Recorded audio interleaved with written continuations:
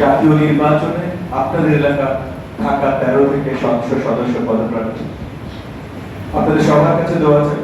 প্রথমে খতিব মহোদয়কে ধন্যবাদ জানাই ওনার বক্তব্যের জন্য। মসজিদ কমিটিকে ধন্যবাদ জানাই আজকে এখানে এসে আপনাদের সাথে কথা বলতে পারছি, সেই ব্যবস্থা করে দেওয়ার জন্য। পিসি কালচার হাউজিং সোসাইটির সকলকে আমার সালাম এবং শুভেচ্ছা।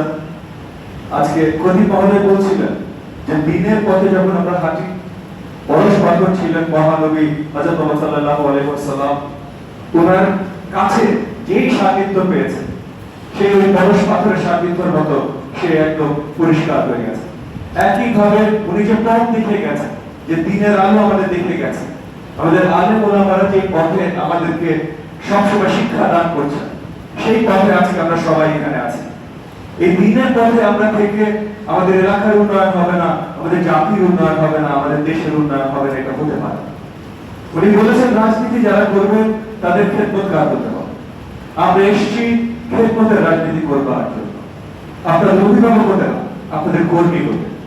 তো পিসি কালচার সোসাইটির যত সমস্যা আছে, যা কিছু আছে, সবকিছু সমাধানে আমরা কাজ করতে চাই, সবকিছু সমাধানে আপনাদের অংশীদার হতে চাই, আপনাদের নেতা না ভাই, আপনাদের কর্মী করে। এবং আমরা চাই খতিব সাহেবের মতো আমাদের আলেম ওলামা যারা আছে, ওনারাও যেন আমাদের সঠিকভাবে পথ দেখান, যেন আমরা দিনের আলোতে এই কাজগুলো করতে পারি। বুকের ভেতর যদি দিনের বিশ্বাস থাকে এবং দেশ জাতির প্রতি যদি ভালোবাসা থাকে, তাহলে আমাদের কোনো কিছু কোনো ভুল হতে পারে না। আমি আর আমার কথা লম্বা করবো না, আমি আবারও আপনাদের কাছে দোয়া চাই। আমার খুব কাছে খুব আস্থা ভাজন মমিনুল আমিন সাহেব আছেন, আপনাদের ছেলে, ওনার জন্য দোয়া চাই। উনি রাজবাড়ী 2 আসনে নির্বাচন করতে আগ্রহী, মমিনুল আমিন সাহেব।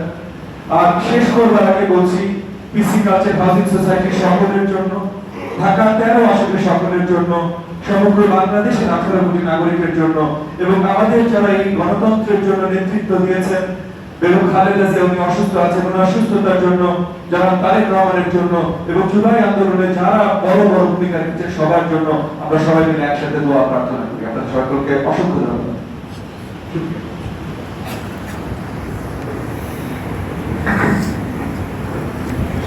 আমরা